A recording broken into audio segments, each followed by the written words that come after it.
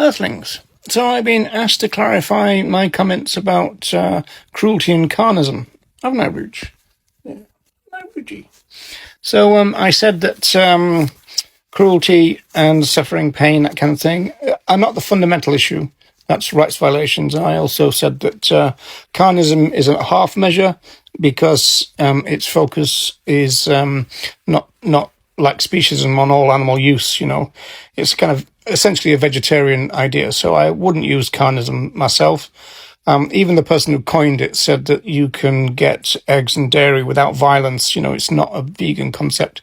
I know there are some modern day advocates who think they've kind of veganized the idea, but that doesn't preclude people, if they hear the word, they can Google it, and then they're going to end up with Melanie Joy, and then they're going to end up with pro-veg, and then they're going to end up with Tobias Leenaert, who says that people who eat fishes and eggs are vegans. So it's going to cause a lot of confusion using the word carnism. It's not a great idea for vegans to use it. It's a vegetarian idea. Why would you?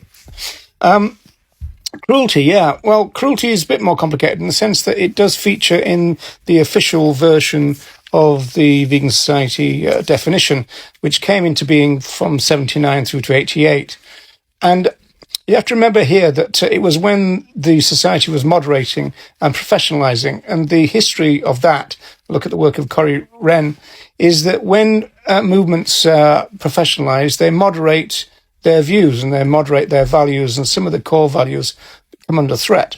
So the pioneers of our movement, the people who started our movement, the vegan movement, they did talk about cruelty, but they wouldn't have talked about it that much. They talked about rights, they talked about exploitation in particular, they talked about liberation. And again, I think they would agree with the Tom Reagan thing, which is where we start really, which is the fact that cruelty is, it's not a banned word, but, if you're going to talk about cruelty, you ought to have a caveat, which is, yeah, but that's not the fundamental wrong. The fundamental wrong is animal use. And if you don't do that, then it means that, okay, so all we need to do is eliminate the cruelty.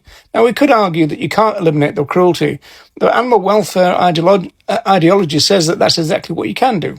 So, cruelty only is not a great idea. Carnism is not a great idea. We ought to stick with rights-based animal rights, in my view, because that's getting to what we actually want. We want freedom for all other animals. It's actually just telling it as it is, what we want, animal rights.